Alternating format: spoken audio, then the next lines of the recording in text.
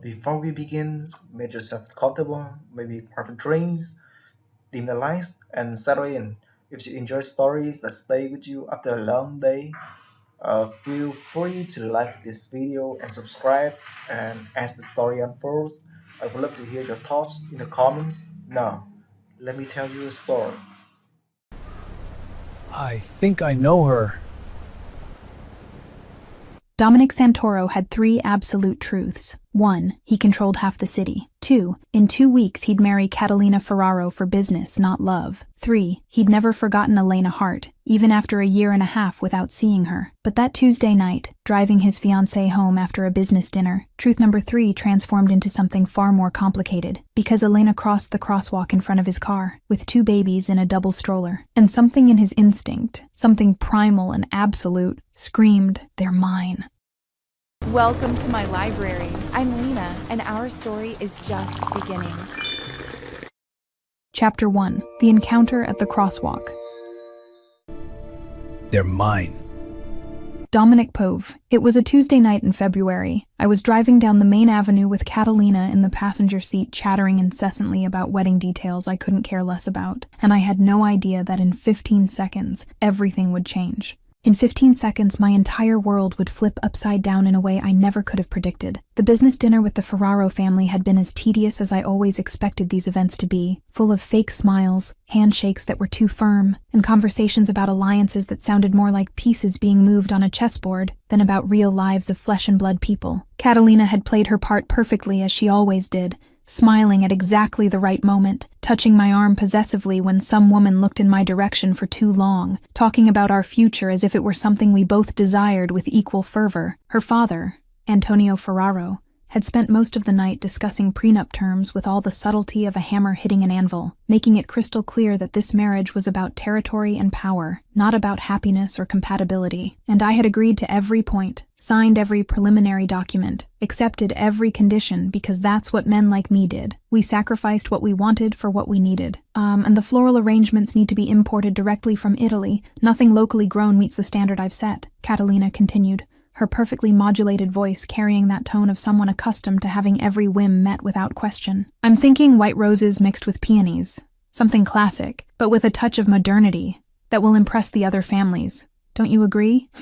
Was all I could offer as a response, my eyes fixed on the red traffic lights ahead, while my mind wandered to places far more dangerous than discussions about wedding flowers. I was thinking about Elena again, as I always was in quiet moments, wondering if she was okay, if she was happy, if she sometimes still thought about me in the empty hours of early morning. Dominic, are you actually listening to me, or just doing that trick of yours where you pretend to pay attention while thinking about business? Catalina asked with that sharp edge in her voice that indicated her patience was running out fast. Flowers from Italy, I responded automatically, proving that at least some part of my brain was paying peripheral attention to the conversation, even though my heart was miles away. White roses and peonies, classic and modern, she sighed with that mixture of frustration and resignation that had become the constant soundtrack of our interactions over the last months of forced engagement. You don't care about absolutely anything regarding this wedding, do you? You don't even try to hide the fact anymore. It was an obvious trap, the kind of loaded question where any answer I gave would inevitably be used against me eventually, but I was too tired to play that game at that specific moment. It's a business marriage, Catalina. You knew exactly what it was when you agreed to it from the start. It wasn't a surprise for either of us. Knowing doesn't mean I can't want you to at least pretend a minimum of genuine interest, she shot back, her voice gaining that sharp edge that appeared whenever we touched on this painful subject. It doesn't mean you can't make a minimal effort, show that this matters at least a little to you beyond the obvious strategic benefits. I gripped the steering wheel harder than strictly necessary, feeling the familiar tension climb up my spine like a crawling animal. I show up. Say the vows your father and my lawyers wrote. Sign the papers that need to be signed. Smile for the photos that will circulate among the families. Isn't that effort enough for you? You're impossible, she murmured quietly, turning back to face forward and crossing her arms over her chest in a defensive gesture I already knew too well after months of forced coexistence. Completely and absolutely impossible to live with sometimes. The light ahead changed to red, and I stopped the car smoothly, relieved to have a forced pause in the conversation that was rapidly deteriorating into another one of our circular and exhausting arguments that never led anywhere productive. The clock on the dashboard read 10:15 at night, and the streets were relatively empty by the city's normal standards, just a few hurried pedestrians heading home and occasional cars passing by. The pedestrian signal lit up with that characteristic beep, and a figure began crossing the crosswalk right in front of me, pushing something my brain first registered as a regular baby stroller before fully processing all the details of what my eyes were actually seeing. It was a double stroller, the kind made specifically for twins, and the woman pushing it had brown hair pulled back in a simple, practical ponytail. She wore casual clothes that looked like they'd seen better days, faded jeans and a light jacket that wasn't adequate for the night's temperature, no apparent makeup, and with that expression of deep and absolute exhaustion that only comes from accumulated sleepless nights caring for small babies. And then my world stopped spinning on its axis completely. Elena. It was Elena Hart crossing the crosswalk right in front of me, no more than 3 meters away where I could have easily reached out and touched her if there wasn't glass and metal between us. She was so real and tangible that for one completely insane second, I thought I'd conjured her from the pure force of my obsessive and constant thoughts. But no, she was really there, flesh and bone, more beautiful than all the memories I kept of her like precious treasures. Even with the obvious exhaustion marked in every delicate line of her face, even without all the careful production she used to do when we went out together, even pushing a baby stroller that made my brain freeze completely when the rest of the critical information finally connected, forming an impossible picture. She was the most beautiful sight I'd witnessed in a 1.5 years of emotional emptiness. 2 babies. She was pushing a stroller, with 2 visibly small but clearly not newborn babies, maybe a year old or something close to that, judging by the size I could make out even in the partial orange street lighting. And something primal and completely instinctive roared inside me with a certainty so absolute it was like taking a direct and devastating punch to the stomach, knocking all the air from my lungs. My children. Those were my children. It made no rational or logical sense. My conscious mind screamed loudly that it was completely impossible, that there had to be another more reasonable explanation, that she'd probably moved on quickly after me and found someone new. But my instinct, that animal and primitive part that had kept me alive in impossible and dangerous situations throughout all these brutal years, knew with crystalline clarity that cut through any superficial doubt. The math was too simple to ignore or rationalize. 1.5 years since our devastating breakup. Babies who seemed to be 1 year and a few months old. Elena crossing alone at night, with no man beside her helping or protecting, pushing that stroller as if carrying the weight of the entire world on tired shoulders. Those babies were mine. I knew this as certainly as I knew my own name. Dominic? Catalina's voice sounded strangely distant and muffled, as if she were speaking through a thick wall or underwater while I remained completely hypnotized by the sight of Elena disappearing onto the opposite sidewalk. The light changed 10 seconds ago. Dominic, for God's sake, are you listening to me? I blinked slowly, realizing vaguely and distantly that the light had actually changed to green some time ago, and that cars behind me were starting to honk with growing impatience and audible irritation, but my eyes were still stubbornly fixed on Elena's increasingly distant figure. She had already reached the opposite sidewalk safely and was turning the corner, disappearing completely from my sight without ever having looked once in the direction of my car. She hadn't seen me at all, was completely focused and concentrated on the babies and on crossing the busy street with maximum safety, and an irrational part of me desperately wanted to get out of the car running without thinking about the consequences, and scream her name until she turned and looked me in the eyes, and gave me some logical explanation for what the hell was happening with my life, but I did absolutely none of that.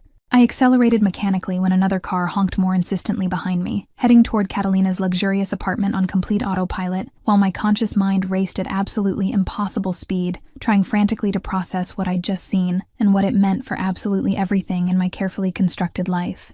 Elena was somewhere near this city, probably not very far from here considering she was walking on foot with 2 small babies, at this relatively late hour on a cold night. Elena had twins, 2 children, who seemed healthy and reasonably well cared for, despite the obvious physical and emotional exhaustion stamped on her every movement. And if those babies were really mine, if my visceral intuition was correct, and she was pregnant when we broke up exactly 1.5 years ago, then she had deliberately hidden this from me all this endless time. She had gone through the entire pregnancy completely alone, without my support or presence, had given birth to our children without me there, holding her hand, was raising our children as a single mother while I was here selfishly about to marry another woman who meant absolutely nothing to me beyond political convenience. The fury came first, hot and fast and absolutely uncontrollable, burning through my veins like destructive liquid fire that threatened to consume any remnant of remaining rational thought. How dare she hide something so monumentally important from me? How could she make the completely unilateral decision to keep me away from my own children without at least giving me the basic chance to choose? What right did she think she had to decide alone, that I didn't deserve to know I'd become a father? But right behind the justified fury came the pain, deep and cutting like a sharp blade straight to the heart, opening old wounds I honestly thought I'd managed to minimally cauterize in recent months of trying unsuccessfully to move on.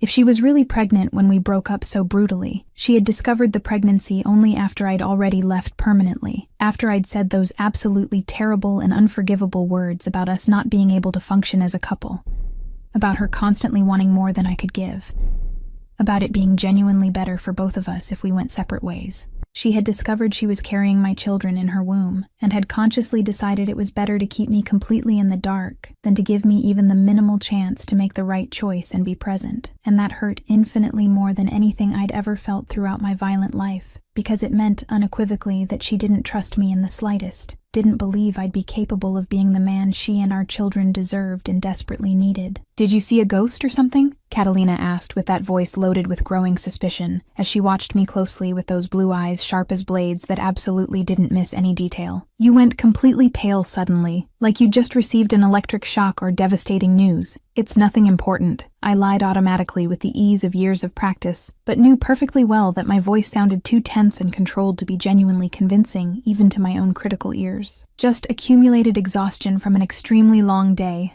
Nothing more than that." "It was that woman at the crosswalk, wasn't it?" she pressed insistently, leaning slightly more in my direction, as if she could somehow read the answers clearly written on my face if she looked carefully enough. "The one pushing the twin baby stroller. You definitely know her from somewhere. Don't try to deny it." "No." The lie came out a bit easier this time, because practice makes perfect. Because the last thing I desperately needed now was Catalina finding out about Elena before I even had any real chance to fully process what was happening and consciously decide my next strategic steps. "I don't know her from anywhere." Catalina made an audible sound of deep disbelief in the back of her throat, that kind of noise that made it absolutely clear she wasn't buying my story even remotely. "You're a terrible liar when it really matters. You always have been since I've known you." "Who exactly was that woman, Dominic?" "Catalina, drop it completely." I spoke with more firmness than necessary, consciously using that specific tone that usually ended conversations definitively when I didn't want to discuss a certain delicate subject anymore. She wasn't anyone remotely important, just someone I thought I vaguely recognized for a fleeting second. The biggest and most devastating lie I'd ever told in my entire life. Elena had always been absolutely everything to me. From the first day I saw her in high school with that radiant smile that lit up entire rooms and that contagious laugh that made my chest tighten in a completely new way. She was the only genuinely pure and good thing I had in my brutal life. The only person who made me genuinely want to be better than I was. The only one who could make me laugh for real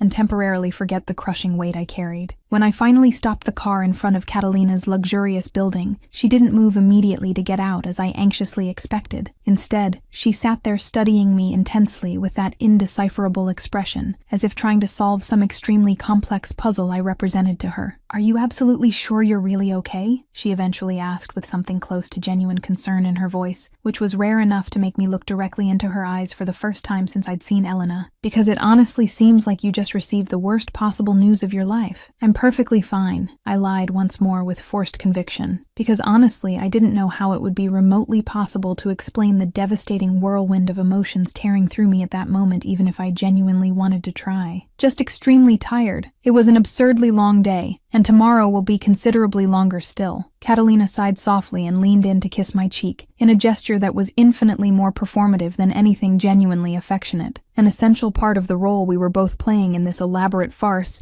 we dared call an engagement. "Good night, Dominic. I'll see you tomorrow at lunch with my father to discuss the final details of the prenup." "Good night," I responded automatically, as she gracefully got out of the car and walked elegantly toward the building entrance, her expensive high heels echoing distinctly in the heavy silence of the night until she finally disappeared completely through the glass doors. The exact moment she vanished totally from sight, I grabbed my phone with visibly trembling hands and dialed the only number I knew with absolute certainty would answer no matter the absurd hour or complicated situation. Nico answered on the second ring, his voice initially drowsy but becoming immediately alert in the way only years working loyally for me could efficiently train. Boss, what the hell happened? I urgently need you, I spoke without unnecessary preamble, because Nico was literally the only person in the entire world I truly trusted, the only one who knew completely about Elena, about how much I'd never remotely gotten over her despite all my pathetic and failed attempts. Right now, at the usual place. I'm leaving now, he responded without hesitating for even a second, and I could hear distinct sounds of rapid movement on the other end of the line, as he was probably getting dressed hastily. 10 minutes tops. I hung up and drove mechanically to our usual meeting spot, a completely empty parking lot near the dark docks that at this hour of the morning had absolutely no movement. I parked and turned off the engine, sitting there in the dense and oppressive silence while desperately trying to organize my chaotic thoughts into something remotely coherent enough to adequately explain. My mind kept obsessively returning to that crucial moment at the crosswalk, replaying in torturous slow motion the image of Elena pushing that double stroller, and the more I thought intensely about it, the more absolute my unwavering certainty became. Those babies were mine. I knew this with every fiber of my being. Nico's familiar car quickly entered the empty parking lot, and I instantly recognized the characteristic black sedan. He got out with practiced efficiency and came straight toward my car, opening the passenger door and sliding inside with the agility of countless years of practice at these urgent early morning meetings. "Boss," he greeted me, breathing a bit fast, his dark eyes studying me with obvious concern stamped on every line of his face. "What the hell happened? You look like you just saw—" "I saw Elena!" I cut off his words before he could completely finish the sentence, and I clearly saw when his eyes widened with genuine and complete shock. "Elena?" he repeated incredulously as if he desperately needed to confirm he'd heard absolutely right, his voice rising a few tones. "You're Elena? The Elena you haven't seen in over a year? She hasn't technically been mine for a full year and a half," I corrected automatically, even knowing perfectly well it was a blatant lie, because Elena would always be eternally mine no matter how much cruel time passed or how many times I tried to pathetically convince myself otherwise. But yes, it was definitely her. "And," Nico prompted when I stayed silent for far too long, completely lost in thoughts that were spinning faster and more chaotically. "What exactly happened? She was pushing a baby stroller?" I spoke deliberately slowly, each word coming out with immense weight and deep meaning. "A double stroller, Nico, with 2 babies. Twins." I saw perfectly when comprehension hit him like a truck at high speed, when his eyes widened even considerably more, and he instinctively leaned back in the seat, as if the devastating implications of that information were a direct physical blow. "Twins. 2 babies. Boss, how long exactly has it been since you two broke up?" "A year and a half," I responded with a tense voice, every muscle in my body going rigid. 547 days, to be completely exact. "And the babies looked approximately how old?" He let the loaded question hang heavily in the air, but we both knew exactly where this line of reasoning was inexorably going. "Over a year, with absolute certainty," I confirmed, feeling my jaw lock painfully with the tension I was keeping under control by pure willpower. "Maybe a year and a few months by the size I could see from a distance." Nico did the mental math quickly. "Boss, are you really thinking that they might be mine?" I finished the sentence for him, my voice coming out louder and more emotionally charged than I intended. "Yes, because the only explanation is that she was pregnant when we broke up and simply didn't tell me absolutely anything. Or," Nico hesitated visibly, "or she moved on quickly and had them with someone else." The suggestion made something dangerous roar inside me. "Or that," I agreed through clenched teeth, the thought making me physically sick. "What do you want to do?" "I want you to find her," I responded immediately. "Complete address, job, everything, and find out about the babies, names, ages, who's listed as the father." "Boss, you're engaged. Wedding in 2 weeks." "I know," I exploded, "but if those babies are mine, I need to know the truth before dealing with anything else. And if they are yours?" I stayed silent, staring at the darkness. "Then I deal with it. But first I need to be sure." Nico nodded. "I'll have everything by tomorrow morning." "Thank you. And Nico, this stays between us. No one else can know." "Understood, boss." He paused. "I hope they're yours. You deserve something real." He got out and I drove home. The mansion was silent and empty. I collapsed on the bed, staring at the ceiling while my mind refused to slow down. Images of Elena kept flashing by, and with them memories I tried to bury. Elena laughing, Elena kissing me, Elena sleeping on my chest. And then the memory I avoided most became impossible to control. The past became present in my mind, and I lived it all again, in my thoughts. It was a terrible fight, years before. Her words were cutting. "You never have time for me," Elena shouted. "Everything is about business, territory, power. Because that's my world. You knew that. I knew, but I thought I'd matter more. You do matter, more than anything. But I can't stop being who I am. I'm not asking you to stop. I'm asking you to include me, to trust me. My world is dangerous. The more you know, the more danger you're in. You're pushing me away. There's a difference between protection and isolation. Dense silence. Maybe we don't work. The words came out. We fight every day. You want more than I can give. What? Her voice broke. Don't do this. It's better this way. You're breaking up with me. Yes, we're done. Get out, she whispered. Get out. Elena. Get out. I saw when she collapsed. I left.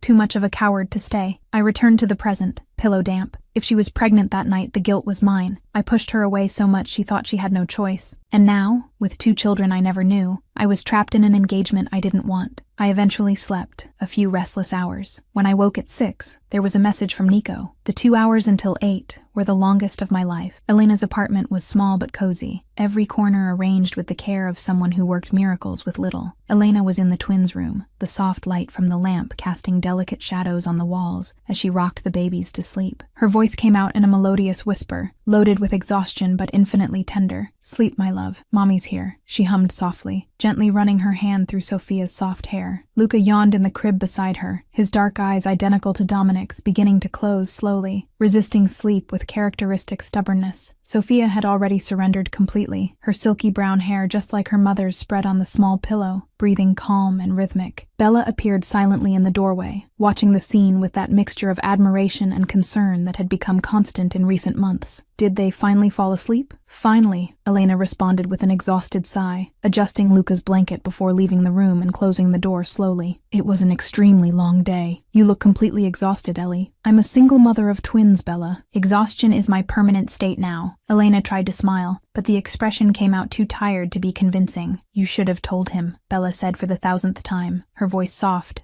but insistent. He's their father. He has a right to know. Don't start with that again, Elena asked tensely, crossing her arms defensively. But Ellie, he's a mob boss, Bella, Elena cut in with contained vehemence so as not to wake the babies. Do you really think I want my children growing up in that world? With constant danger, violence, threats? But he deserved to choose. He broke up with me. The words came out louder than Elena intended, loaded with old pain. Said we didn't work, that he couldn't be the man I needed. And when I found out I was pregnant 2 weeks later, I just couldn't go back like that. He would have thought it was on purpose, that I was trying to trap him. Bella sighed deeply, recognizing the pain on her friend's face. You still love him. Tears shimmered in Elena's eyes. It doesn't matter anymore. He's probably already moved on completely. What if he hasn't? Bella, it's been a full 1.5 years. He has to have moved on. Bella thought in silence, keeping what she'd casually discovered on the internet days ago to herself. Dominic Santoro was engaged to Catalina Ferraro, wedding scheduled for 2 weeks from now. But looking at Elena's tired and broken face, she didn't have the heart to tell her the devastating truth. Chapter 2. Dominic discovers the truth. Are they mine? I didn't sleep, didn't even try after 4 a.m, when I gave up pretending my mind would stop spinning over Elena and those babies. I lay there staring at the ceiling, counting every second until 8, when Nico would show up with the answers I desperately needed. At 6:30, I took a cold shower trying to fully wake up. At 7, I was in my office drinking coffee that was too strong and staring at the empty desk. At 7:53, I heard Nico's car at the gates, and my heart raced in a completely irrational way. Nico came in at 7:58, punctual as always, carrying a brown folder. He had deep circles under his eyes and stubble, signs he hadn't slept either while investigating. I found everything, he said without preamble, and I pressed immediately. Elena Hart lives in a small apartment in Brooklyn, works as a freelance graphic designer, mostly from home. Financial situation stable but tight. He paused significantly. Single. No relationship since you. Something inside me relaxed minimally. She hadn't moved on, hadn't found another man, but that also meant she faced everything alone. And the babies? Nico handed me birth certificates. Twins, Luca Antonio Hart and Sophia Marie Hart, born exactly 1 year and 3 months ago. Mother Elena Marie Hart. My eyes ran across the certificates to the father line where there was only an empty dash. She hadn't listed anyone. She was pregnant when we broke up, I said out loud, needing to hear the words. Apparently found out after, based on the timeline. No father listed, no lawsuits, nothing. The fury returned mixed with deep pain. She hid this from me for over 1 year. My own children. Boss, technically you don't have absolute certainty. I know they're mine. I cut him off, hitting the desk. I feel it. What are you going to do? I'm going to confront her. Today. Now. And Catalina? The wedding in 2 weeks? I'll deal with that later. First, I need to talk to Elena. The drive to Brooklyn took 35 minutes of torture. Every red light was agony. When I stopped stopped in front of the modest building. I looked up, trying to guess which window would be hers. I climbed the stairs to apartment 3B. I could hear children's sounds from the other side, and my heart accelerated. I knocked 3 times and waited. I heard footsteps, a soft female voice, and then the door opened. Elena was there, more beautiful than I remembered even in simple clothes and messy hair. She had Sophia in her arms, and I saw Luca behind her on the floor surrounded by toys. For a second we stared at each other in shocked silence. "Dominic," she whispered in pure panic, but I was hypnotized by my children. Luca had eyes exactly like mine, the same crooked smile. Sophia had Elena's face, but my serious expression. "What are you doing here?" Elena asked. Hugging Sophia tighter, I walked in without invitation. "We need to talk. Now. You can't just walk in. How old are they?" I cut her off, turning to face her. Elena froze. "That's none of your—" "How old, Elena?" 1 year and 3 months, she responded with a defeated voice, tears shimmering. I did the math in front of her. "So you were pregnant when we broke up. You were pregnant and didn't tell me. Dominic, are they mine?" The silence was thick. Elena looked at me, tears falling, and nodded before whispering, "Yes." The word exploded in my chest. "You hid this from me for over a year. That I'm a father. I had reasons. What reasons justify this?" "You broke up with me," Elena shouted. Sophia, whimpering, scared, said we didn't work. "Why would I come running back to tell you I was pregnant?" "Because they're my children. I found out 2 weeks after you left," Elena explained with a broken voice. "And I got scared. Scared you'd think it was on purpose.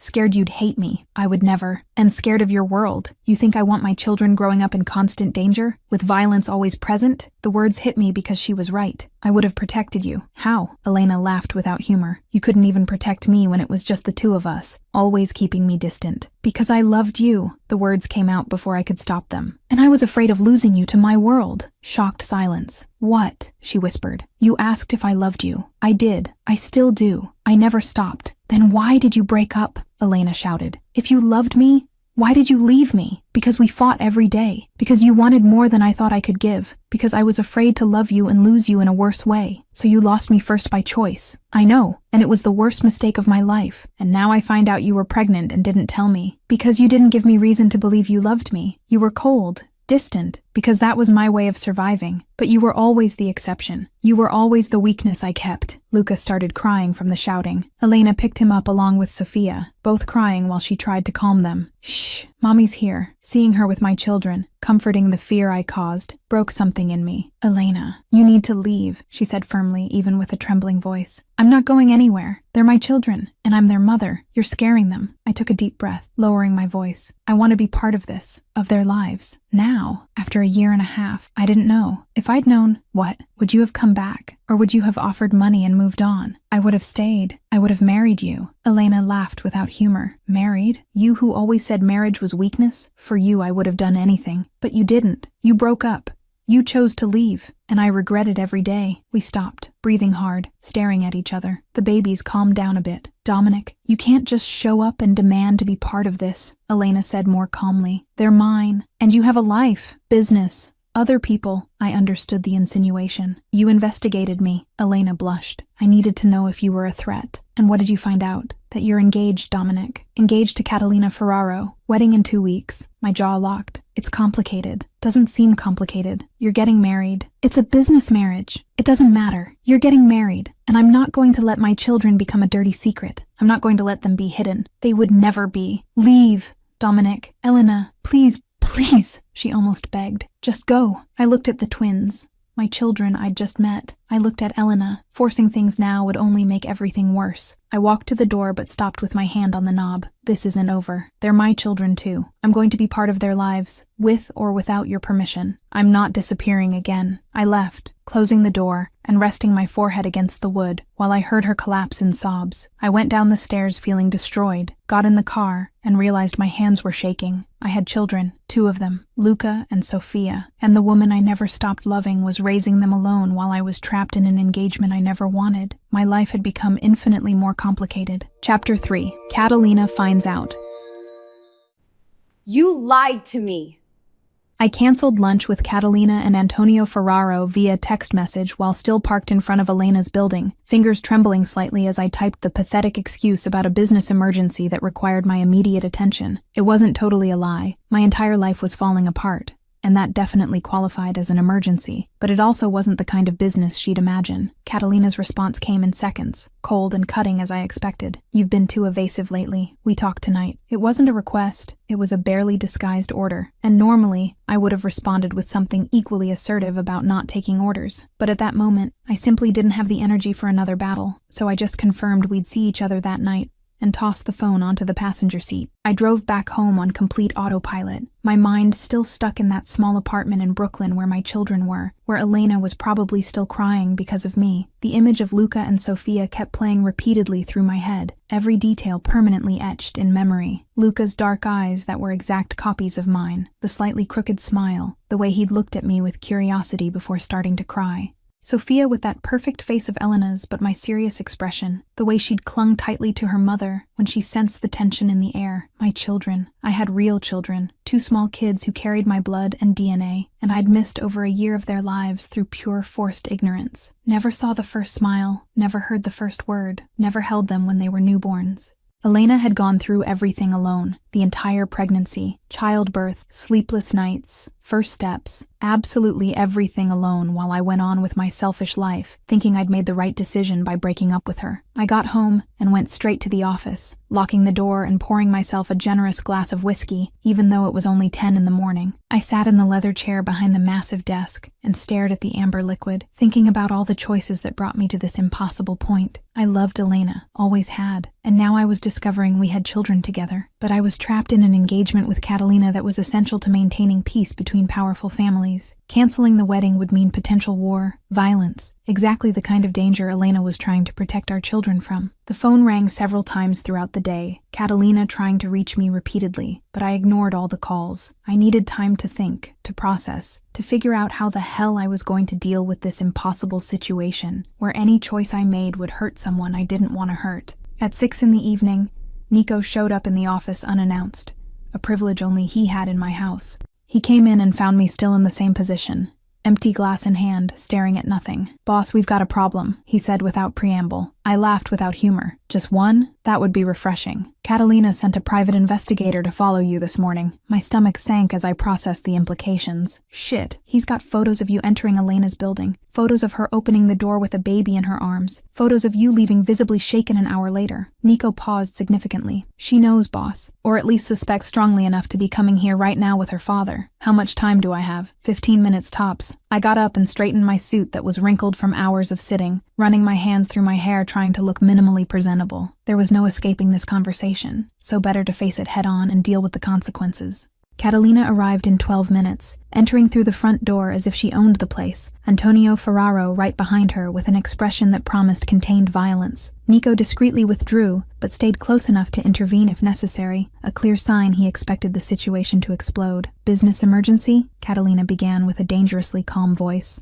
throwing a folder onto my desk. "That was your business emergency?" I opened the folder and saw exactly what Nico had described. Photos of me entering the building, Elena at the door with Sofia, a blurry but clear enough photo of Luca playing in the background. The investigator's report was succinct and devastating. Target visited residence of Elena Hart, 32 years old, single mother of twins aged 1 year and 3 months, remained at location for approximately 50 minutes, left visibly disturbed. "You have children with your ex?" Catalina asked when the silence stretched too long, each word coming out sharp as a blade. There was no point in lying now. "Yes." "And you weren't going to tell me absolutely anything?" she practically shouted, losing her carefully maintained composure. "I found out last night," I responded with simple honesty. "Saw her by chance on the street with the babies. Didn't know they existed until yesterday." "Last night?" she repeated incredulously. "When you went pale in the car after seeing that woman at the crosswalk? You lied straight to my face." "Yes."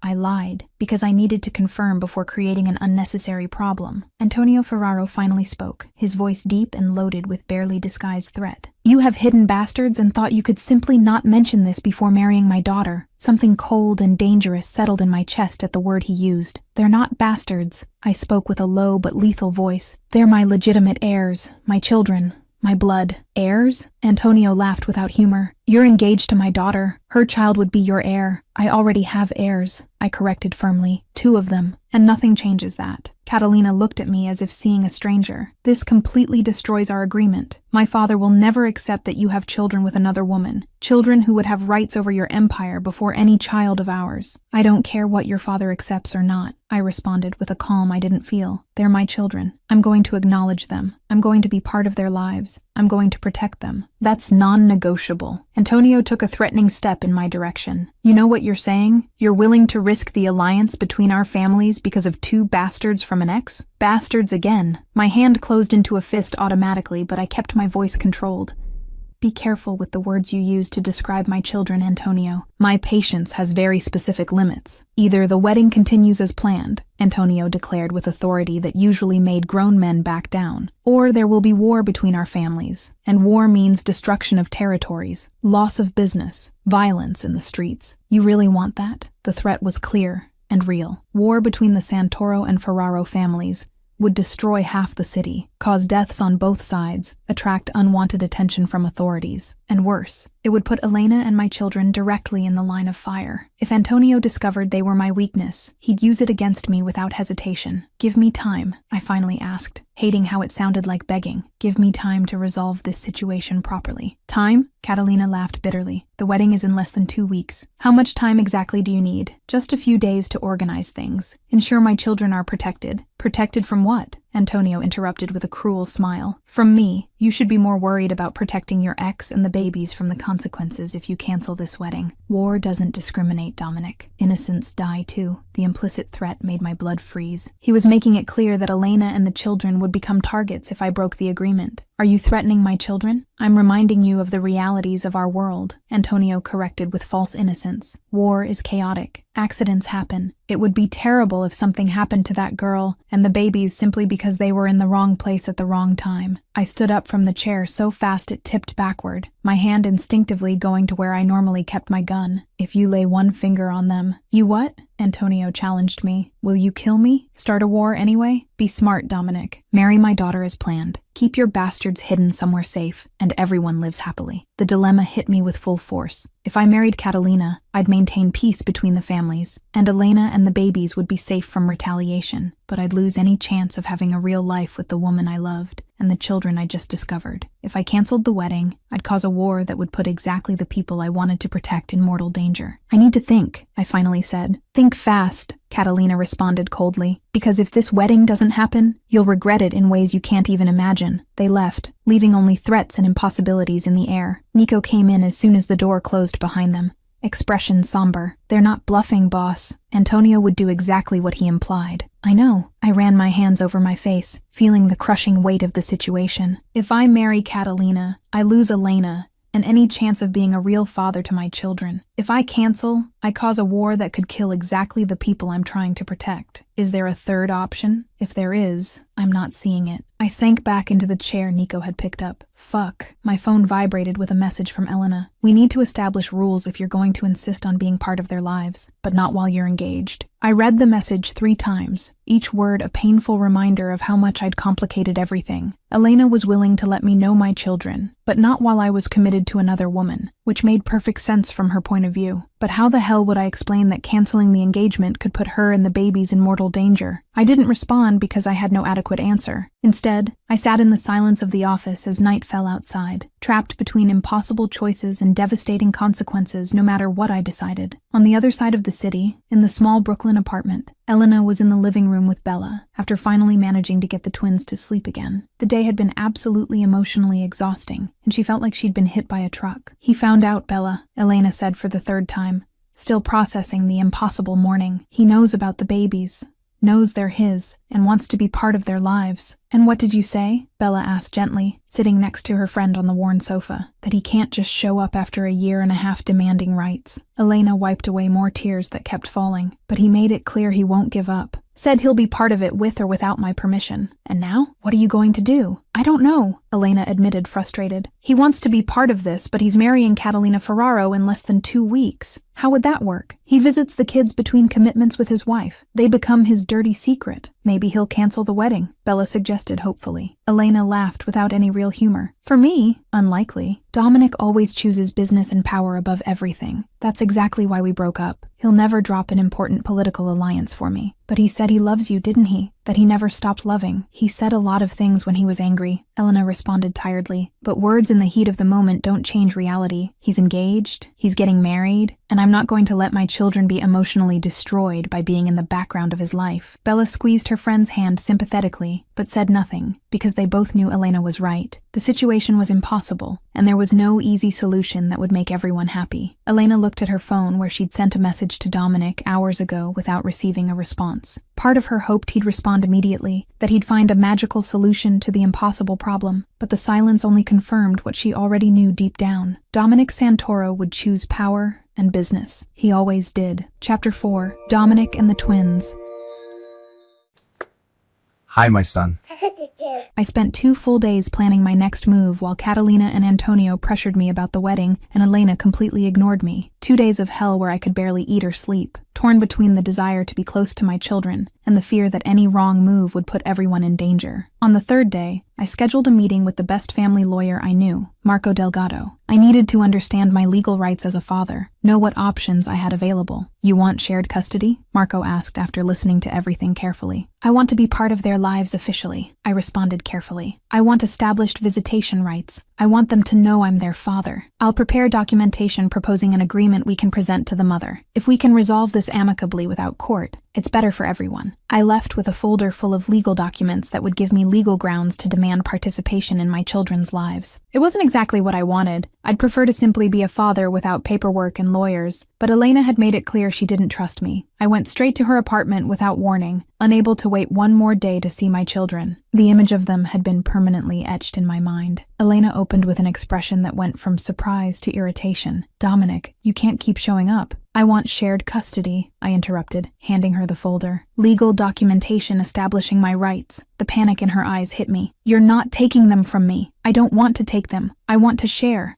Be part of their lives. You're getting married in 10 days. How would that work? I'm still figuring out the wedding, I lied partially. But regardless of that, I want to be present in Luca and Sophia's lives. Elena looked at me for a long moment before sighing and opening the door. Fine, you can visit them here, supervised by me, without taking them out of the apartment. Our children, I corrected gently, and I agree. 3 days later, I came back for the first official visit loaded with giant bags of toys, huge teddy bears, expensive cars, imported blocks, absolutely everything I saw and thought they might like. They're 1 year old, Dominic. This is too much, Elena said, looking at the bags. I missed the entire first year, I responded defensively. Let me make up for it. Luca saw me and came walking with unsteady little steps, stretching out his little hands. I looked at Elena, asking for permission, and she nodded. I crouched down and picked up my son officially for the first time. His weight was perfect and terrifying at the same time. Luca looked at me curiously before smiling wide, that crooked smile just like mine, and raised his little hand touching my face. Something broke inside me with that innocent touch, and I felt tears running down before I could stop them. I was crying. Dominic Santoro was crying holding his son, and I didn't care that Elena was seeing it. Hi, champ,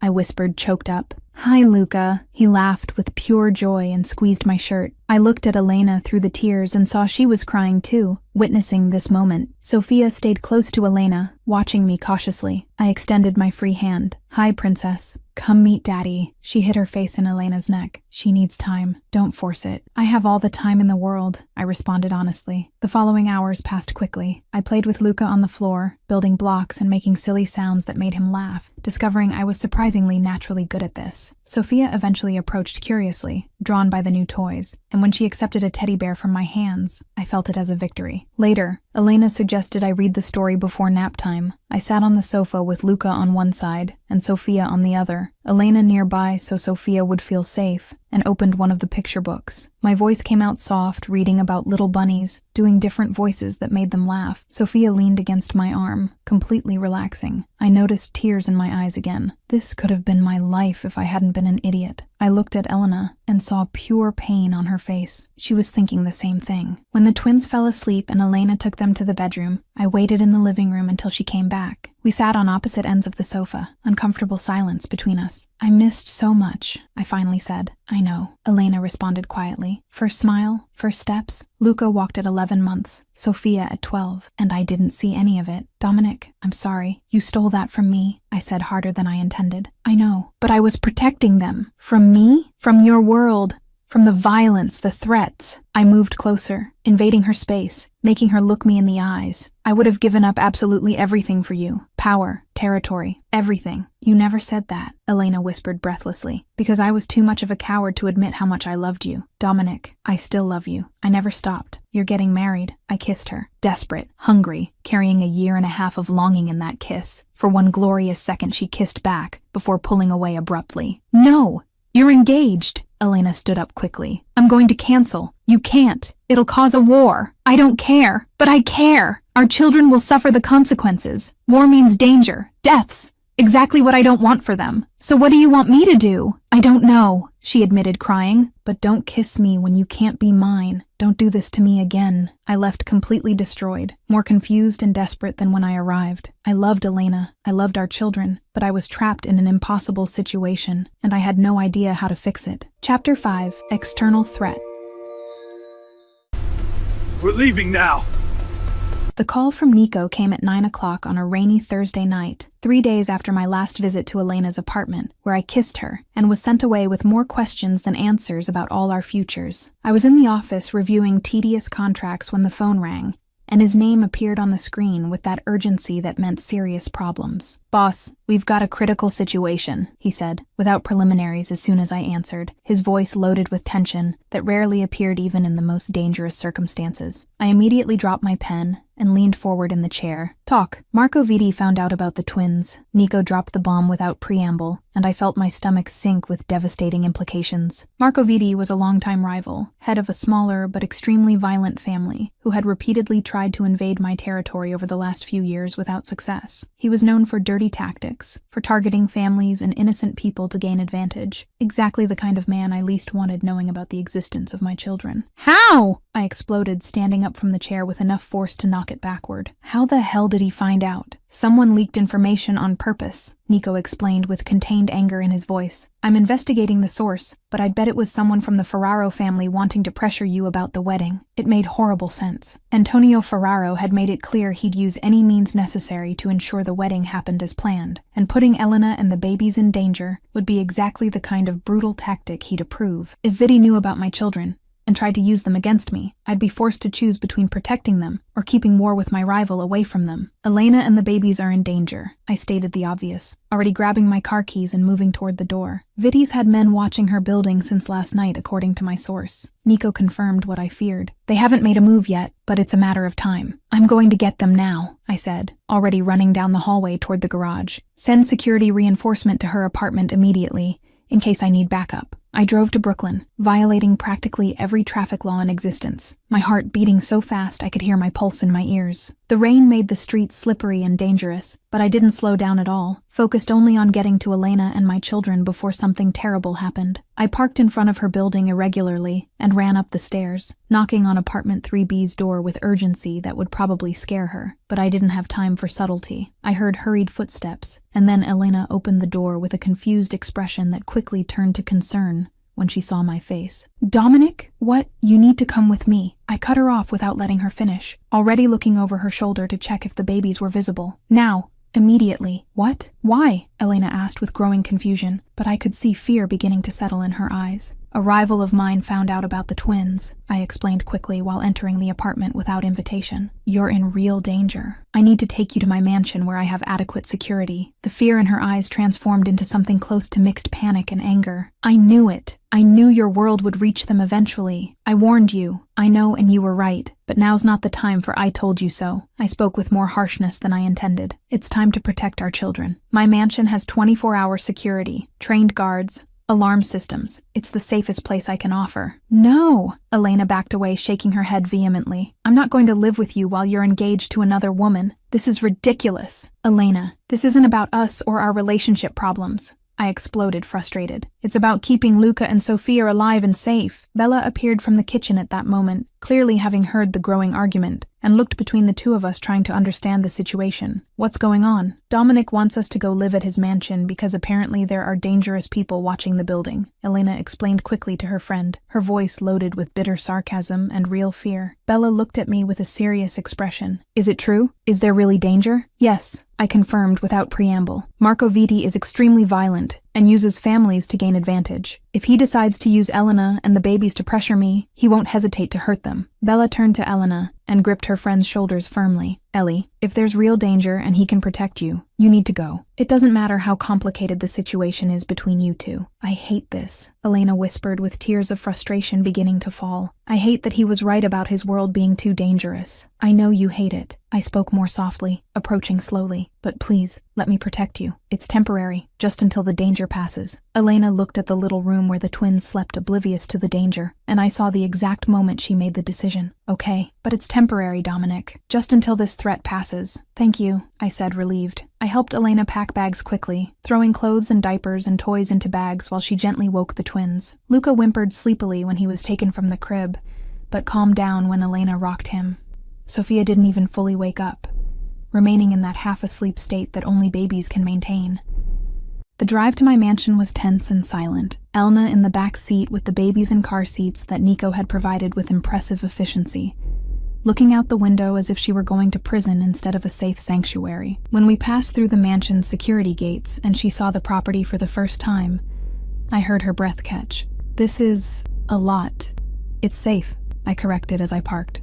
That's what matters now. I took them to the east wing where I'd prepared connected rooms, one for Elena and another hastily transformed into a nursery, with 2 new cribs and appropriate decor that cost a fortune in express delivery. Your rooms are in this wing. 24-hour security on the perimeter. Nobody enters without authorization. Nico appeared to help with the bags and immediately approached the twins with that relaxed way he had with children. Luca woke up completely and smiled at him, stretching his little arms wanting to be picked up. Sophia continued sleeping peacefully. They're beautiful, boss, Nico commented, picking up Luca with natural ease. Perfect copies of you both. Thank you for the help, Elena said to Nico with genuine gratitude, clearly appreciating having someone besides me and Dominic there. I let them settle in, showing where everything they'd need was, and then withdrew to my own room, feeling immense weight on my shoulders. Elena and my children were under my roof finally, but for completely wrong reasons, forced by the violence of my world instead of voluntary choice. 3 a.m. arrived with the sound of crying coming from the nursery. Luca was awake and unhappy, his whimpers quickly escalating to full crying. I heard movement in Elena's room. Hurried footsteps, but I got up too and went there before she needed to. I'll get him, I said when Elena appeared in the nursery doorway, clearly exhausted. You don't need to, she started to protest. I want to, I corrected firmly, already picking up Luca. He was warm and clearly uncomfortable, probably because of the change of environment. I started walking through the wide hallway, rocking Luca against my chest, and making soft sounds I thought might calm him. Elena followed me and leaned against the doorframe watching me. Without thinking much, I started humming softly a song my mother used to sing to me when I was a child, before she died, and everything turned to chaos. My voice was terrible for singing, always had been, but Luca didn't seem to care. The whimpers gradually decreased until he snuggled into my shoulder, and finally completely relaxed. I looked at Elena and saw an expression on her face that made my heart squeeze painfully. She was watching me with that soft look she used to have when we were still together, when she looked at me as if I were something precious instead of dangerous. Sorry if I woke you, I whispered, trying not to wake Luca again. You didn't wake me, Elena responded equally quietly. I was already awake. You're good with him. I'm trying, I admitted honestly, trying to make up for all the time I missed. Elena approached slowly until she was beside me, looking at Luca sleeping peacefully on my shoulder. Dominic, I really am sorry for hiding it. I know it was wrong. I know you had your reasons, I said after a moment of silence. Even if I disagree with them, I understand why you did it. Thank you, she whispered, and then added something that surprised me. Thank you for protecting them, for bringing us here. I'll always protect you, I promised, looking into her eyes. Always. No matter what happens between us, I'll always keep you safe. We stood there in the dimly lit hallway, so close I could feel her warmth, our son sleeping between us, and the moment became charged with that familiar tension that always existed. Elena looked at my lips briefly before pulling away, breaking the moment before it got too dangerous. We should sleep, she said, returning to her room quickly. Good night, Dominic. Good night, I responded quietly, putting Luca back in the crib gently before returning to my own room. But I didn't sleep. I stayed awake thinking about Elena a few meters away, about my children finally under my roof, and about how the hell I was going to solve the impossible mess my life had become. Chapter 6. Catalina invades POV. I love her. I woke up at Dominic's mansion for the third consecutive morning with that strange feeling of being completely out of place, sleeping in silk sheets that probably cost more than my entire monthly rent, and surrounded by such absurd luxury, it seemed like a movie set instead of real life. The room was bigger than my living room and kitchen combined, decorated with expensive furniture and art on the walls that I didn't even dare touch, for fear of breaking something worth a fortune. The last 3 days had been indescribably surreal, living in the house of the man I never stopped loving while he was engaged to another woman, and I desperately tried to maintain emotional distance that got harder with every passing hour. Seeing Dominic with Luca and Sofia, seeing him transform into this attentive and natural father I never imagined he could be, was systematically destroying all the defenses I'd carefully built over the last year and a half. Like that night 2 days ago, when he appeared at 3 a.m. to calm Luca, singing with that terrible but adorable voice, holding our son with such tenderness, it shattered my heart into tiny pieces. Or yesterday morning when he played with Sophia on the living room rug, until she finally laughed in that delicious way babies laugh, her initial distrust melting under his patient and genuine attention. I got up and put on casual clothes before going to check on the twins in the adjacent room, finding both still sleeping peacefully in the expensive cribs Dominic had provided overnight. Luca was on his back with his little arms thrown to the sides, Sophia curled on her side, hugging the stuffed teddy bear Dominic had given her. I went downstairs to the huge kitchen, following the smell of fresh coffee, and found Nico already awake, preparing breakfast with surprising efficiency. For someone who was supposedly the dangerous right-hand man of a mob boss, he'd been incredibly kind and helpful since we arrived, helping with the babies without being asked and maintaining light conversations that made me feel less uncomfortable. Good morning, I greeted, taking the coffee mug he offered. Good morning, Elena. The little one's still sleeping? Still. They'll probably wake up in about 20 minutes wanting breakfast and full attention, I responded with a small smile, appreciating the normalcy of the conversation. Nico laughed. Boss has been in the office since 6, but he asked me to call you when you woke up. I think he wants to talk about something. My stomach tightened with instant apprehension. About what? Didn't say, but he seemed serious. I finished my coffee quickly and went to the huge office where Dominic spent most of his time when he wasn't with the twins. I knocked on the solid mahogany door and heard the muffled, "Come in,"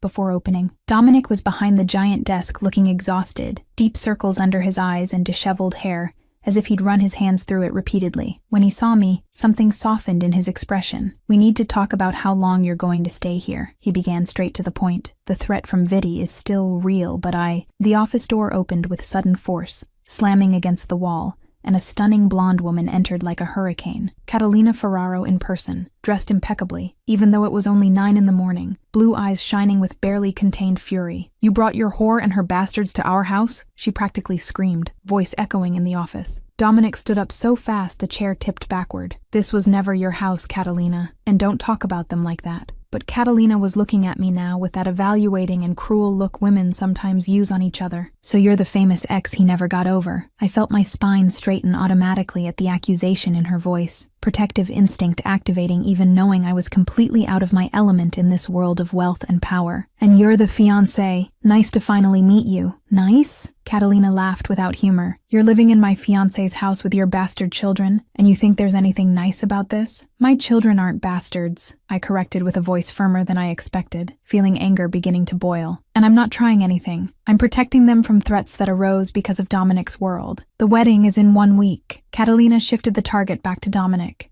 completely ignoring my presence now. And you're here playing happy family with her? They're in real danger, Dominic responded with that dangerously calm voice I recognized from our old fights. I protect what's mine. You're still in love with her, Catalina accused, and the silence that followed was so dense I could feel the weight of it. I looked at Dominic, expecting him to deny it, to make up an excuse, to do anything but what he did. He looked directly into his fiancée's eyes and spoke with brutal honesty that left me breathless. Yes, I always have been. My heart stopped completely for a full second before restarting in chaotic rhythm. He'd admitted this to me in private moments, but hearing him say it to his fiancée, to the woman he was supposed to marry in a week, was completely different. Catalina was visibly shocked too, clearly not expecting him to admit it so openly. Then cancel the damn wedding. And start a war that could kill my children? Dominic countered. You think I haven't thought about that? That I don't stay awake every night trying to figure out how to solve this impossible situation? You can't have everything, Dominic, Catalina shouted with desperation appearing through the anger. Either you marry me as planned, or you stay with her. Choose. Give me time to figure it out. Time's up! She cut him off with finality. My father is coming here this afternoon, and you're going to have to explain why your ex and bastard children are living here. She left, slamming the door hard, but I could hear her high heels echoing through the marble hallway as she walked away. The silence that remained was oppressive and loaded with tension. Sorry you had to hear that, Dominic finally spoke, running his hands over his exhausted face. She's not wrong, I responded quietly. This is unsustainable. You need to choose. I already chose, he said with conviction that scared me. It was always you. Before I could respond, I heard crying from upstairs. The twins had woken up. I need to go. I ran up the stairs and found Sophia crying in the crib, probably scared by the shouting she'd heard even from upstairs. I picked her up, trying to calm her, rocking gently while Luca also started whimpering. That's when I heard footsteps, and turned to see Catalina standing in the nursery doorway. She hadn't left after all, and the expression on her face was a dangerous mixture of pain and anger. So you're the reason he never really wanted me, she said with a strangely calm voice considering the explosion from minutes ago. I didn't ask to be in this situation, I responded, holding Sophia closer. I didn't ask for him to find out about the babies. All of this happened by accident. Convenient. 2 weeks before my wedding, you magically appear with his children. He saw me by chance on the street, I protested, feeling the anger grow again. I didn't even want him to know. I spent over a year hiding precisely to avoid this. Catalina took a step in my direction, and Sophia started crying louder, sensing the tension. You're using these children to win him back. It's pathetic. Get out of here now, I demanded with a firm voice even though trembling inside. You're scaring my children. This is my fiancé's house. Get out! Dominic's voice cut through the air like a whip. He was in the doorway with the most dangerous expression I'd ever seen.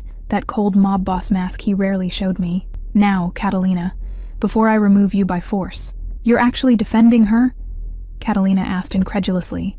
I'm protecting my children from you scaring them, Dominic corrected, entering the room and positioning himself between me and Catalina protectively. Leave before I do something we'll both regret. Catalina looked at us for a long moment, humiliation and anger fighting on her face before finally leaving. But she stopped at the door to launch one last threat. You're going to regret this, Dominic. My father won't let this pass. I already regret accepting this engagement, Dominic responded with brutal honesty. When she finally really left, I released the breath I didn't know I was holding. Sophia was still crying in my arms, and Luca had joined the chorus, both scared and confused. Dominic approached and gently picked up Luca, rocking him with movements that were already becoming natural. I'm sorry. I'm so sorry for exposing you to this. It wasn't your fault, I said, even knowing it was partially a lie. But Dominic, this can't continue like this. You need to resolve it. Choose between Catalina or us. He looked at me with intensity that made my heart race. I already chose, Elena. It was always you from the beginning. But what about the war? The consequences? Then there will be war, he said with absolute determination. But I'm not going to marry her while I'm completely in love with you. Tears started falling without permission. Dominic, this is crazy. He moved closer, holding Luca with one arm, his free hand coming up to touch my face gently. Do you still love me? That doesn't matter. I tried to deflect. It matters to me, he insisted. It matters more than anything else. Do you love me, Elena? I looked into his eyes and saw everything I'd always wanted to see. Love and determination and promise of a future I thought I'd never have. Yes, I finally admitted with painful honesty. I never stopped loving you for even a second. He smiled, really smiled with that rare smile that lit up his entire face. Then we'll solve this together, the way it should have been from the beginning. He kissed me then, gently because of the babies between us, but loaded with promise and love and everything that had been missing from our lives for so long. Sophia gradually stopped crying, curious about what was happening, and Luca just watched with those big eyes. When we separated, I rested my forehead against his. What are we going to do? First, I cancel the wedding, Dominic said with conviction. Then, I deal with the consequences. But I'm not losing you again, Elena. I'm not losing our family. I'm scared, I admitted honestly. Me too, he confessed. But we're together now, and together we can face anything. Chapter 7. Dominic cancels the wedding. The wedding is canceled. POV. Dominic. The formal meeting with the Ferraro family happened exactly 3 hours after Catalina left the mansion, leaving threats and humiliation in the air. Antonio Ferraro arrived with an entourage of 5 armed men, clearly expecting intimidation to work where his daughter's arguments had failed. I received all of them in the formal meeting room, the one with the long mahogany table and expensive leather chairs, the kind of environment where important deals were sealed and alliances formed, or destroyed. I sat at the head of the table with Nico on my right side, posture relaxed but alert, while Antonio and Catalina sat in the opposite chairs with their henchmen standing behind them in an obvious show of force. The air was loaded with tension and unspoken threats, everyone knowing this conversation would irreversibly define the future of our families. I hope you called this meeting to apologize for this morning's behavior and confirm the wedding proceeds as planned, Antonio began, with that authoritative voice that expected immediate obedience. I took one deep breath, preparing to detonate the bomb that would change everything. The wedding isn't going to happen. The silence that followed was absolute for exactly 3 seconds before Antonio exploded. You can't. I can. And I'm doing exactly that. I cut him off with a calm but firm voice, maintaining direct eye contact. I'm not marrying Catalina. Catalina leaned forward with anger vibrating in every line of her tense body. Because of that bitch and her... Careful, I interrupted with a voice that dropped to a dangerously low tone that made experienced men instinctively back down. Very careful with the next words that come out of your mouth about the mother of my children. Antonio slammed his hand on the table hard. This means war between our families. You understand the consequences of what you're doing? I understand perfectly, I responded with a calm I didn't feel, every muscle tense but expression controlled. So, let it be war if that's what you want. But I'm not going to marry without love just to maintain a political alliance. Love. Antonio spat the word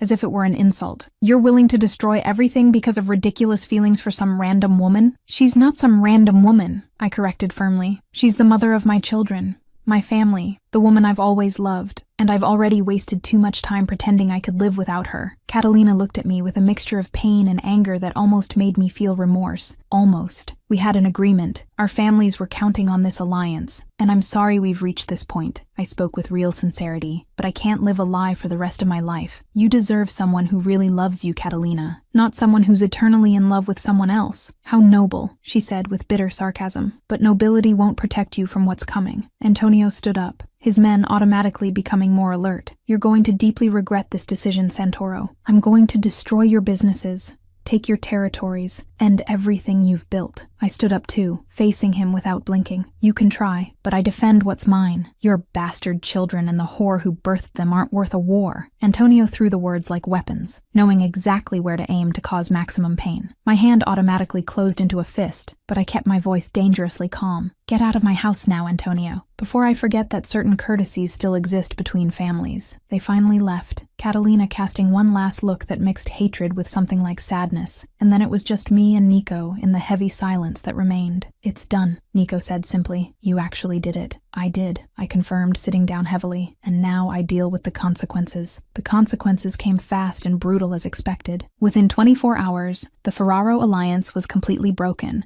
and attacks began on multiple fronts. 3 of my territories in the south were invaded by Ferraro's men trying to establish control. 2 legitimate businesses I operated were sabotaged, mysterious fires destroying valuable properties. The threats increased exponentially, messages arriving from various sources warning that Antonio wanted my head. Nico entered the office for the 5th time that day with a report of more attacks. Boss, they're attacking absolutely everything. Ferraro mobilized all his allied families. Defend every position, I ordered with growing exhaustion. We don't retreat from anything, and make it clear to everyone that I'm not backing down from the decision. This is going to cost lives, Nico warned with genuine concern. I know, I responded bitterly, but there's no going back now. Elena appeared in the office doorway at that moment, having obviously heard part of the conversation. Nico discreetly left, leaving us alone. She entered slowly with an expression loaded with guilt and fear. "You started a war because of me." It wasn't a question. It was an accusation loaded with pain. "Because of us," I corrected firmly. "Because of our family. Because of Luca and Sophia. And the future we deserve to have together. Dominic, people are going to die because of this," Elena said with a broken voice, tears already shimmering. "Real people are going to be hurt and killed because you chose us instead of the wedding." I stood up and walked around the desk, gently taking her shoulders. "And I'm going to protect who really matters. You and our children. That's all that matters to me now." "This is crazy," she whispered, looking into my eyes. "You're risking everything." "It's love," I corrected softly. "And I should have done this 1.5 years ago when I let you go the first time. I should have fought for you then, should have put you above everything instead of being afraid." Elena started really crying, and I pulled her into a tight hug. "What if something happens to you? What if they hurt you because of this?" "They won't," I promised, with conviction I wasn't completely sure I could deliver. "I have the best men, best security, and now I have a real reason to fight. You and our children." She pulled back minimally to look at me. "I don't want you to die for me, and I don't want to live without you," I responded honestly. "So let's make sure neither of those things happens." We stayed like that for a long moment, just holding each other while the weight of decisions hung heavy in the air. I knew I'd started something I couldn't stop, that I'd declared war against a powerful family for love. And for the first time in a long time, I didn't care about the consequences for myself. I only cared about keeping Elena and my children safe. The following days were chaotic and violent. More territories attacked. More properties damaged. 3 of my men injured in direct confrontation with Ferraro soldiers. Nico coordinated defenses with brutal efficiency, while I planned strategic counterattacks. But through all of it, Elena remained at the mansion with the twins, and every night when I finally managed to stop working, I went to their room. Sometimes I found them awake and played with them for precious hours. Other times I just stood watching them sleep, reminding myself exactly why I was doing this. One night, Elena found me like that, standing between the cribs watching Luca and Sophia sleep peacefully. "They have no idea about the chaos happening because of them," she whispered, coming to stand beside me. "And they'll never need to know," I promised quietly. "I'll resolve this before they're old enough to understand." "How are you so calm?"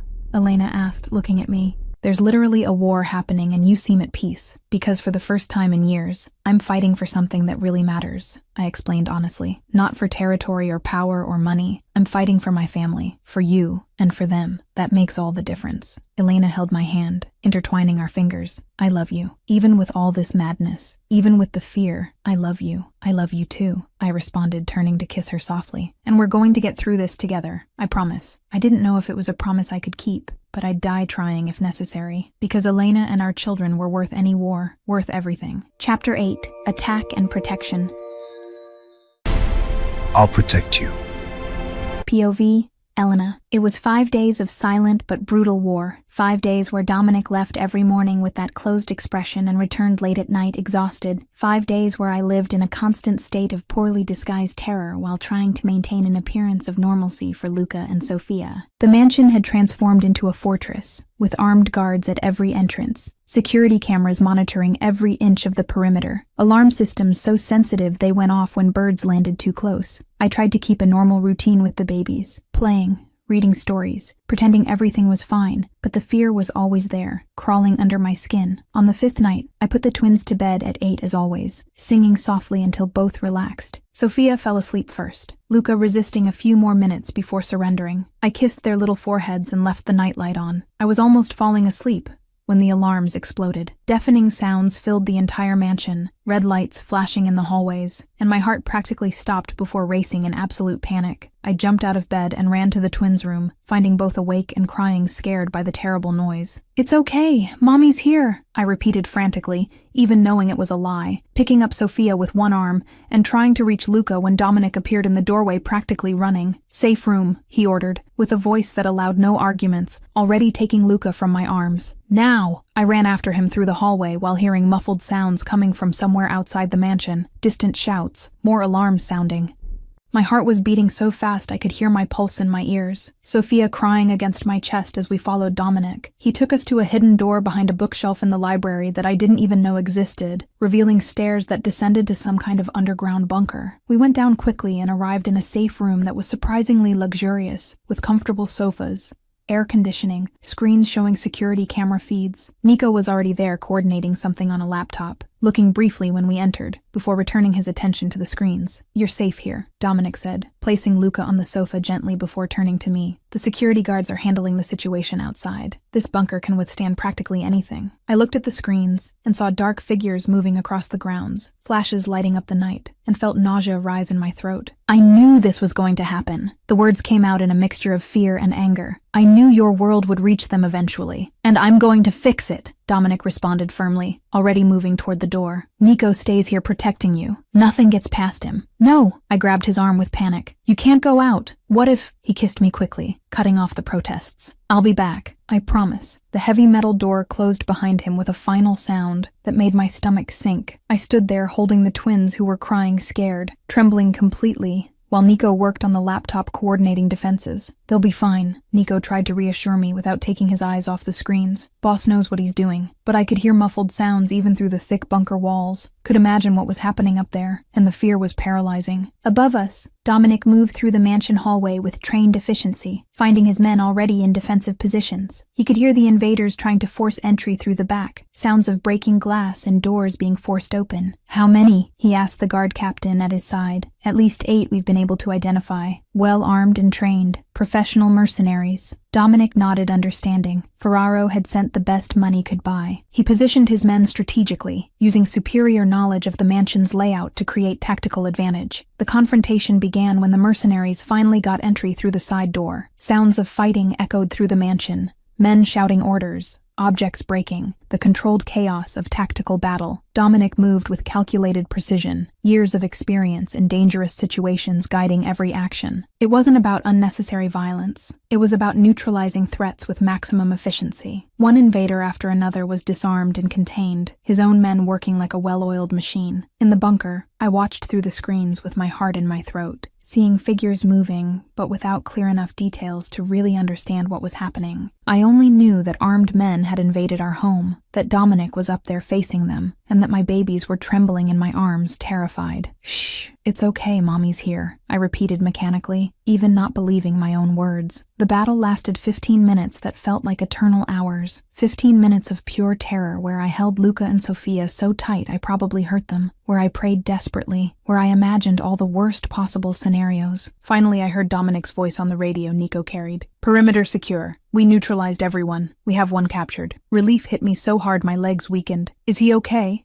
Is Dominic okay?" "He's fine," Nico confirmed, listening to more information. "No serious injuries on our side." Above, Dominic approached the only mercenary who'd been captured alive, a man about 40 years old who was being held by 2 guards. There was controlled frustration in Dominic's posture as he stared at the invader. "Who sent you?" he demanded with a dangerously calm voice. The mercenary spit blood on the floor before laughing bitterly. "You know who sent me, Santoro. I want to hear you say it." "Ferraro," the man eventually confirmed. "Antonio Ferraro paid very well to end you and your little family." Dominic felt cold fury rise but kept his expression controlled. "And you're going to go back to him with my message." "What message?" "That this won't work. That every man he sends I neutralize. That my family is protected and he's wasting resources." The mercenary laughed again without real humor. "This won't be the last attack, idiot. Ferraro doesn't give up. He'll keep sending men until he succeeds. Today we failed, but tomorrow, next week, next month, eventually he'll catch you off guard." The words confirmed what Dominic already knew, but didn't want to admit. This wouldn't end with defenses. It needed a permanent solution. 20 minutes later,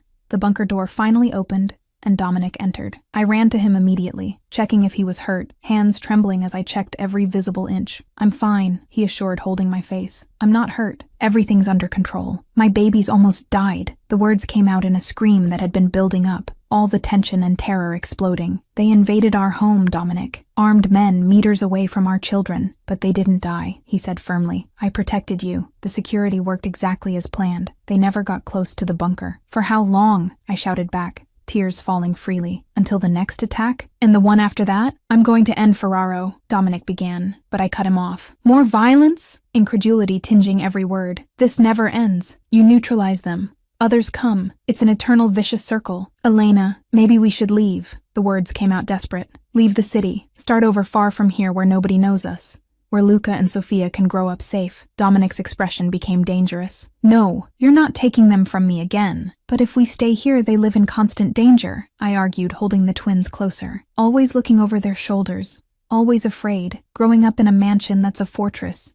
with armed guards, with nighttime attacks. Is this the childhood you want for them? Then I end the danger, Dominic declared with absolute determination. Permanently. Ferraro wants war until total destruction. I'll give him that. Nico discreetly left, leaving us alone for the necessary argument. I took a deep breath, trying to calm down, looking at Sophia and Luca in my arms. How? I asked, calmer, but no less desperate. How do you end this permanently without creating more enemies, more revenge, more danger? I have information about Ferraro, Dominic explained. Things that can completely destroy him if they become public.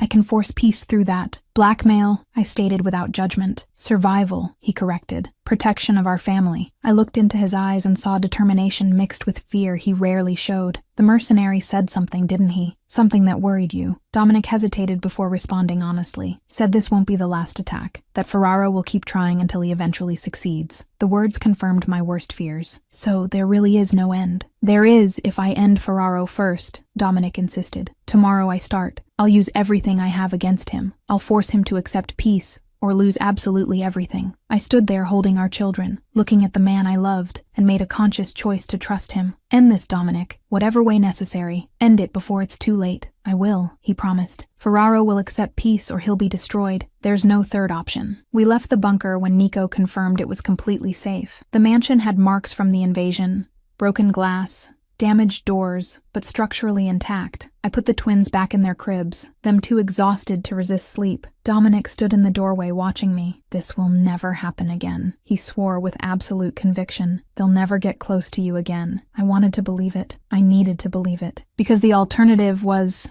unbearable. Marry me. Yes. Chapter 9. Dominic resolves. Declaration POV. Dominic. I got up before dawn the day after the attack, determined to end this war once and for all, before anyone else got hurt, or before my family faced another terrible attack like the one from the night before. I couldn't sleep more than 2 hours anyway, spending most of the night planning every detail of what I needed to do. Nico found me in the office at 6 in the morning with strong coffee and an expression that said he hadn't slept much either. You're really going to do this? I am, I confirmed with absolute conviction. Call a council meeting for this afternoon. All allied families need to be there. Boss, exposing Ferraro like this will end him permanently. I finished the sentence. It's exactly what I need. I spent the following hours gathering every piece of evidence I'd collected over the years about Antonio Ferraro, every incriminating document, every record of illegal transactions, every piece of evidence of crimes he thought were buried deep enough to never be discovered. I'd kept all of this as insurance, never imagining I'd need to use it, but now it was my best weapon. At 2 in the afternoon, I entered the council meeting room where representatives from all the major families on the East Coast were already gathered. There were 12 powerful men total, each controlling significant territories, each with an interest in maintaining peace and stability in business. Antonio Ferraro was sitting at the opposite head with the confident expression of someone who thought he had the advantage. He had no idea what was about to happen. Thank you all for coming on short notice, I began with a calm voice that carried natural authority. I called this meeting to resolve the unsustainable situation between the Santoro and Ferraro families once and for all. Situation that you created by breaking the marriage agreement, Antonio interrupted, with that condescending tone he always used. Situation that you can easily resolve by marrying my daughter as planned. I'm not marrying Catalina, I stated firmly, looking around the table at everyone present. I'm never going to marry her, and the reason Antonio is so desperate to force this alliance has nothing to do with peace or business. It has to do with hiding his own crimes. Murmurs ran through the room. Antonio became visibly tense. Be careful with unfounded accusations, Santoro. They're not unfounded when I have proof, I responded, placing a thick folder on the table and sliding copies to each council member. Over the last 5 years, Antonio Ferraro has embezzled more than $50 million from shared family funds. He's been secretly working with the feds, passing information about all of us in exchange for partial immunity. And perhaps most importantly, he ordered the assassinations of 3 members of allied families who discovered these activities. The silence that followed was absolute, as each man opened the folders and began examining documents, bank statements, conversation recordings, incriminating photographs. I saw when comprehension hit each face, when anger began to settle in. This is forgery! Antonio tried to defend himself standing up, but his voice came out less confident than he intended. He made all this up to discredit me. The bank accounts are real and can be verified. I calmly countered. The recordings were authenticated by independent experts whose contacts are included. The photographs have complete metadata. Everything can be confirmed. One of the older council members, Don Moretti, looked at Antonio with an expression of deep disappointment. You worked with the feds. You betrayed allied families? I did what was necessary to survive, Antonio exploded defensively. All of you would have done the same. No, another member said with disgust. We have codes. You broke them all. I watched as the council turned against Antonio one by one, each member expressing outrage and demanding explanations he couldn't adequately give. In 15 minutes, he was completely isolated, all the allies he thought he had disappearing as they faced evidence of his betrayals. Finally, I stood up and gave the ultimatum I'd planned. I'll offer peace on my terms. Antonio Ferraro immediately resigns all leadership positions and transfers control of territories to a successor approved by the council. He accepts permanent banishment from this city and never again gets involved in family business. And most importantly, he and the entire Ferraro family stay permanently away from me and my family. Accept these terms, or I don't just destroy your reputation, I destroy absolutely everything you've built. Antonio stared at me with pure hatred, but completely defeated. He knew he'd lost, that he had no more allies, that he was completely isolated. You'll pay for this eventually, Santoro. No, I corrected with a cold voice. You will. Accept peace on my terms, or suffer much worse consequences. The silence stretched,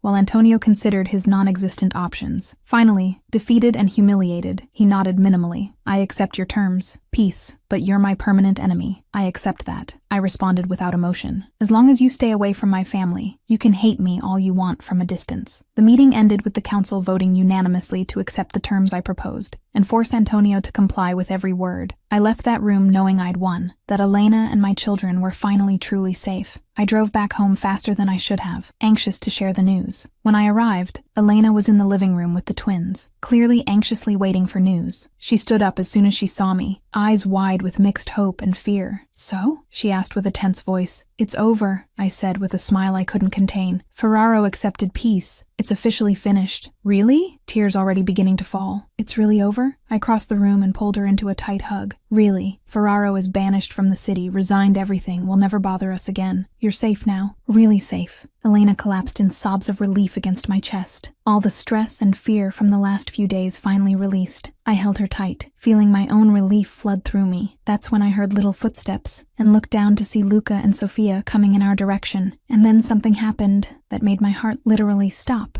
Papa, Luca said clearly, smiling wide and stretching his little arms up, wanting to be picked up. Papa, Sofia repeated right behind him, copying her brother. I was completely frozen, unable to process what I'd just heard. They called me Papa. Elena was crying and smiling at the same time now. I taught them over the last few weeks. I thought you deserved to hear that, deserved to be recognized as their father officially. I crouched down and picked up both of them, one child in each arm, feeling tears running freely down my face without caring at all. Papa, I repeated, testing the word. I'm your papa. Luca touched my wet face curiously, and Sophia snuggled into my shoulder as if she belonged there, and I felt like my heart was going to explode with pure happiness. Later that night, after putting the twins to bed, I took Elena to the private terrace that overlooked the lit city. The night was clear and relatively warm, stars visible despite the light pollution. I ended the threats. I began holding her hands. Now we need to talk about us. Dominic, she started, but I continued. I love you, Elena. I've always loved you since high school, and I was a complete idiot a year and a half ago for letting you go. We were both idiots, she corrected gently. I should have told you about the pregnancy, instead of hiding it out of fear. And I should have fought for you instead of being afraid of loving you so much, I admitted. We lost so much precious time. Elena touched my face tenderly. Then let's not lose any more. That's when I knelt right there on the terrace, taking out from my pocket the small velvet box I'd carried all day, waiting for the right moment. I saw her eyes widen when she realized what was happening. Elena Hart, I began with a voice choked with emotion. I've loved you since I first saw you at school. I love you now more than I knew it was possible to love someone, and I'll love you for the rest of my life. Will you marry me? For real this time? Not for business or convenience, but for pure and simple love? Dominic, she whispered with tears falling. I know I screwed everything up before, I continued. I know I hurt you and wasted time we'll never get back, but give me a second chance. Let me be a real father to our children. Let me be your husband, your partner, your forever. Elena was openly crying now, but smiling through the tears. Yes,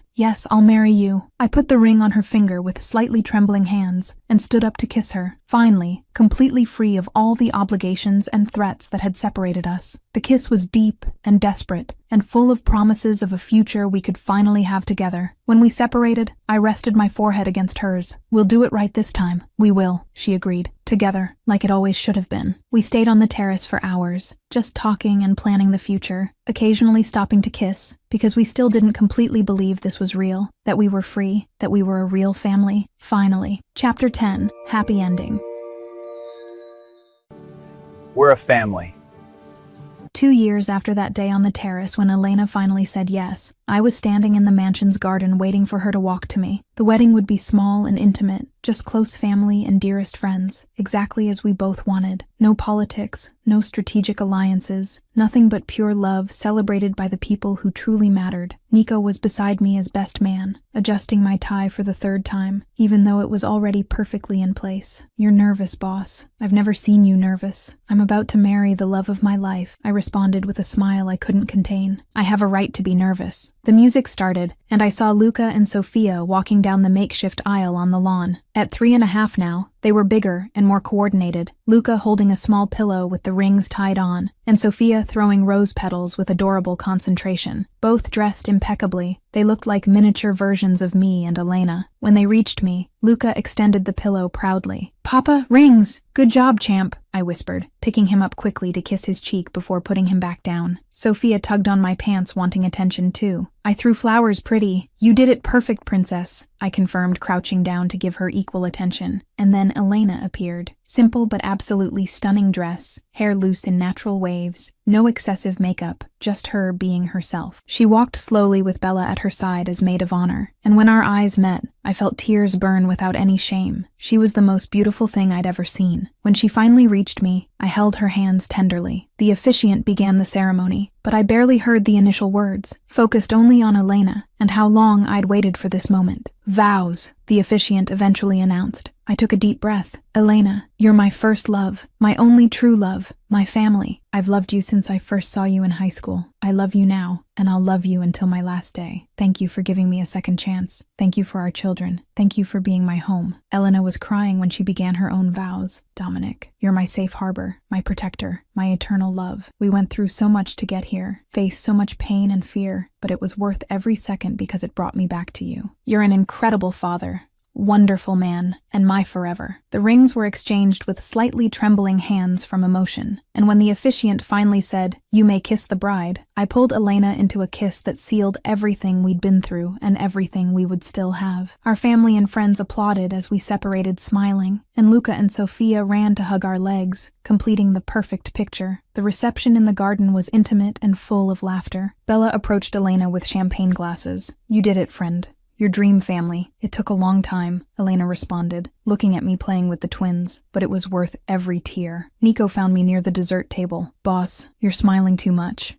It's disturbing." "I'm happy," I responded without apologizing. "You better get used to it, Nico." When night fell and the guests left, we took Luca and Sophia to their room. They were exhausted from the day's excitement, yawning as we put on pajamas. "Papa, are you and Mama married now?" Luca asked with childish curiosity. "We are," I confirmed, stroking his hair. "Forever." "Good," Sophia declared, snuggling into the pillow. "I like when family is together." Elena and I read a story together, our voices mixing in the narrative about princesses and princes, until both finally fell asleep. We stayed there for a moment just watching them, our perfect children, the result of love that never died. On the terrace afterward, with the city shining below us, Elena leaned against my chest while I wrapped my arms around her. "Thank you," she whispered. "For what?" I asked, kissing the top of her head. "For fighting for us, for not giving up even when everything seemed impossible. You gave me a reason to fight," I responded honestly. "You and our children are everything I always wanted but was afraid to have." "I love you," Elena said, turning to kiss me softly. "I love you more," I countered, teasing. "Impossible," she laughed. "Probable, but let's not fight about it." "We always fight," Elena reminded, smiling. "And we always make up," I completed, kissing her again. We stayed there,